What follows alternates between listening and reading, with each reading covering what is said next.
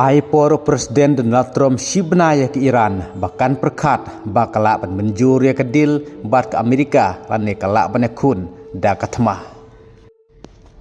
Ha ka jinglej bane kendu Prime Minister yang Israel Benjamin Netanyahu ya Donald Trump ha ka bak meeting ka bak khadu kadai nin kasngi ka khat ar ter ke rimpang ar jar pun riu kum taru nakaling jong Presiden Donald Trump ula aipor khadu tang shibnai ya ke Iran. Bahkan perkat lakala ban menjuri ke deal bat ke Amerika ban penkut no ya kitirtman nuklir lane kala ban yakun sendon da katma. Namar Donald Trump ula kransyai balada ke Iran hapo ke shibnai ka menjuri ke deal bat ke Amerika kan sestang no ban krewit ya ke Iran bat kene ke dei ke bala maham lupa nadu mentah. Bat lada ke Iran kadang yai kentaj ke Amerika kala bat sedang hakano kano kapor klaim da pentip lupa syu ya ke Iran. Kari Israel haka jinyalam jung Prime Minister Benjamin Netanyahu kala penyeso lane joinlang haka Peace Council jong Donald Trump.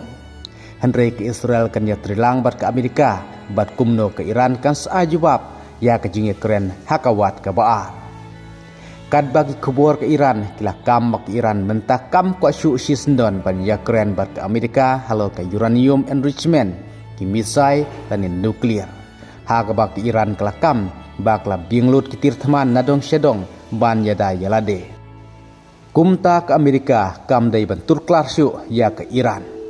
Henry ke Amerika kelas sedang ban pabiang sakawe ke jahat temasya Middle East hadin ke USS Abraham Lincoln. Kabadai ke jingpen krek ke papura jong ke Amerika Persia ke Iran. Henry ke Iran triang kadang yai pen klem pendem setia hakmat jong ke Amerika. Kum taru imat ke jinglej banyak kendu Prime Minister ke Israel Benjamin Netanyahu bat Donald Trump kampat mi kano ke raikut Persia ke Iran. Bat kane ke deru kasin ke bah new ba Benjamin Netanyahu ula leje kendu ya Donald Trump nadu ba Trump ula job ke election presiden jong ke Amerika. Kum taru ke ke bantang jan nang ne syakmat tongan apik wei pat ki khobor ban dangwa blesibu.